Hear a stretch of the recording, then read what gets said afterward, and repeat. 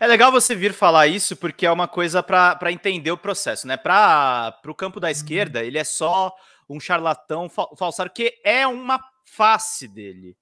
Teve uma outra Sim. que era essa coisa. Vocês tinham. Na verdade, o mundo político tinha como um todo essa questão da busca do conhecimento, de se politizar. Acho que é importante também lembrar, a esquerda teve um papel também na crise dos últimos governos petistas, que foi o começo dos protestos de 2013.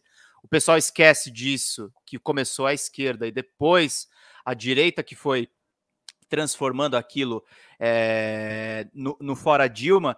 Então nós vivemos, né, na verdade, uma grande turbulência aí no meio do caminho, que a esquerda diz Sim. que é golpe, mas no final das contas a gente acaba analisando, de fato foi um impeachment com responsabilidade meio frágil ali no meio do caminho, principalmente considerando o Bolsonaro de comparação.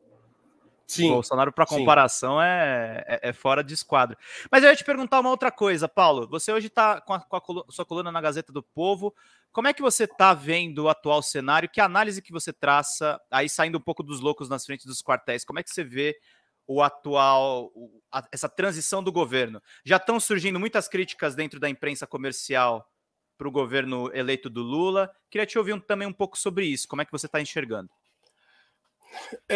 Bom, eu não tinha assim muita esperança de que a coisa fosse, né? Então, quer dizer, as críticas que eu sempre tive ao Permanece. modo como o Lula e o PT e tal conduzem as coisas, elas se mantêm. Então, assim, eu sou uma pessoa, né, conservador e liberal e tal. Então, quer dizer, eu não vou ver, não adianta que eu não vou ter esperança de enxergar alguma coisa parecida com aquilo que eu gosto no PT. No entanto, eu senti um certo alívio, né, com o resultado da eleição.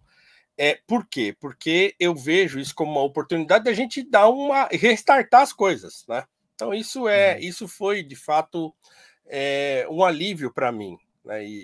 Eu achava já isso, eu cheguei a falar isso publicamente, que achava que o Bolsonaro era muito pior do que o Lula, porque ele conseguiu despertar o pior ser humano que existe nos brasileiros.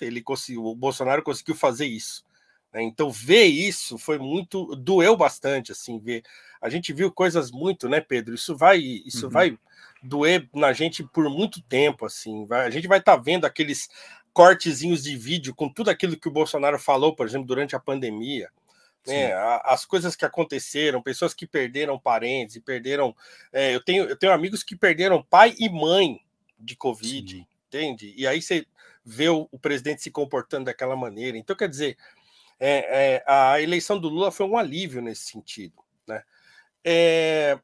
No entanto, sabe o que eu tenho mais medo? É assim, é que, mais uma vez, a gente tem agora uma janela de oportunidade de tentar construir a democracia brasileira.